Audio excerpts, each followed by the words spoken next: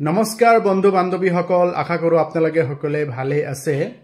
জানুৱাৰী মাহৰ 19 তাৰিখৰ পৰা 28 জানুৱাৰীলৈকে, দ্যাট মিন্স আজিৰ দিনলৈকে অসমৰ গোৱালপাৰা জিলাত গোৱালপাৰা মহাবিদ্যালয় খেলপথাৰত অসম গ্ৰন্থমেলা অনুষ্ঠিত হৈ গ'ল।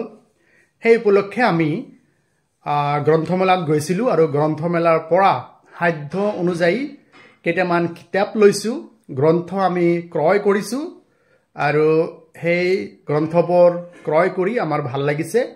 গতিকে দৰ্শকসকলক দেখুৱাবলৈ চেষ্টা কৰিছোঁ কি কি কিতাপ কিনিছোঁ, সেই আপোনালোকক দেখুৱাবৰ কাৰণে চেষ্টা কৰিছোঁ। তো বন্ধুসকল চাওক, অসম গ্ৰন্থমেলাৰ গোৱালপাৰাৰ মহাবিদ্যালয়ত খেলপথাৰত অনুষ্ঠিত হোৱা গ্ৰন্থমেলাৰ পৰা মই এই কেইখন কিতাপ কিনিছোঁ। চাওক, প্ৰথমতে দেখুৱাইছোঁ নতুন সংস্কৰণ হেমকোষ অভিধান কিনিছোঁ। তাৰপিছত অক্সফৰ্ড এডভান্স লাৰ্ণাৰ্ছ ডিকশ্যনাৰী ইছলামেৰ ইতিহাস।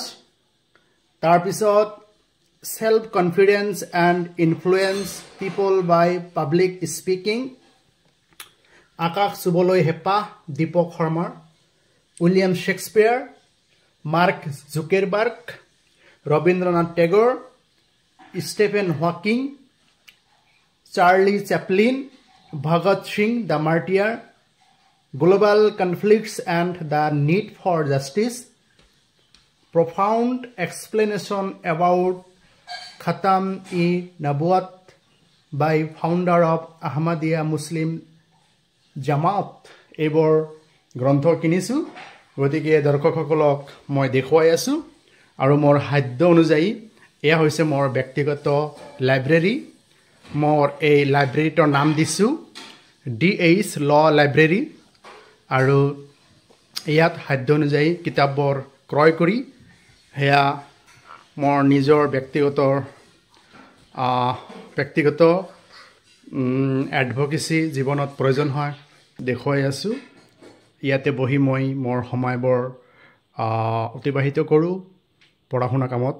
এইটো আপোনালোকে চাই আছে হোৱাইট বৰ্ড, বেছিভাগ ইউটিউবৰ কিছুমান ইনফৰ্মেটিভ ভিডিঅ' ইয়াতে দিওঁ আৰু মোৰ চেনেলৰ নামটো ইয়াত দিয়া আছে DH পাব্লিকেশ্যন। মোৰ এই লাইব্ৰেৰীটোৰ নাম ৰাখিছোঁ DH ল লাইব্ৰেৰী আৰু মোৰ চেম্বাৰত বহি আছে এয়া কণমানি এটি ল'ৰা আৰু ল'ৰাজনৰ নাম হৈছে, নামটো কি তোমাৰ? ৰাহাত হুছেইন। গতিকে সকলোৱে ৰাহাত হুছেইনৰ কাৰণে দোৱা কৰিব। এয়া আছিল গোৱালপাৰাৰ গ্ৰন্থমেলাৰ পৰা ক্ৰয় কৰা কিছুমান মূল্যৱান গ্ৰন্থ আপোনালোকক দেখুৱালোঁ। আপোনালোকে কমেণ্ট বক্সত জনাব কেনেকুৱা হৈছে। ধন্যবাদ। জয় আই অসম। শুভৰাত্ৰি।